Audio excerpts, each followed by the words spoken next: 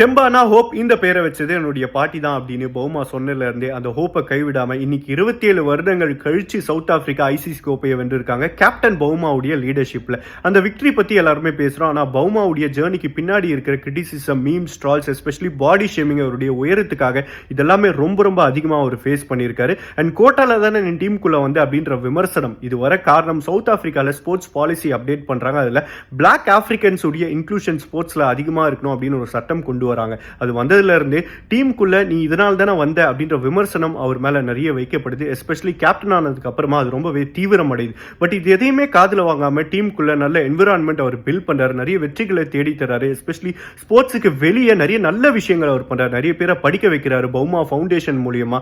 In fact நிறைய கிரிக்கெட்டர்ஸை train பண்றாரு. இப்படி தொடர்ந்து நிறைய நல்ல விஷயங்கள் பண்ண இன்னைக்கு வெற்றி அவரை தேடி வந்திருக்கு. சாலிடா லார்ட்ஸ் கிரவுண்ட்ல 3 டிராகன்ஸ் அப்படின்னு சொல்லலாம். கமின்ஸ், ஸ்டார்க், ஹேசல்வுட் அவங்க எந்த ஃபைனலுமே தோத்ததில்லை. அவங்கள இந்த வேர்ல்டு டெஸ்ட் சாம்பியன்ஷிப் ஃபைனல்ல தோற்கடிக்கிறாரு. இது வரைக்கும் ஒரு தோல்வி கூட சந்திக்காத ஒரு கேப்டனா, டெஸ்ட் கேப்டனா பவுமா நிலைநிறுத்திக்கிட்டாரு அவரையே. அண்ட் விக்டரி ஸ்பீச்ல ஒரு ஸ்டேட்மெண்ட் பதிவு பண்றாரு. அதுல என்ன சொல்றாருன்னா, ஏதோ மொக்க டீம்ஸ் அடிச்சு நாங்க இந்த இடத்துக்கு வந்திருக்கோம் அப்படின்ற மாதிரி நிறைய பேர் கிரிட்டிசைஸ் பண்றாங்க. அவங்களுக்கு இதுதான் பதிலடி அப்படின்னு சொல்லி அவருடைய வின்னிங் நோட் மூலியமா, கேம் மூலியமா பதிலடி கொடுத்திருக்காரு கேப்டன் பவுமா.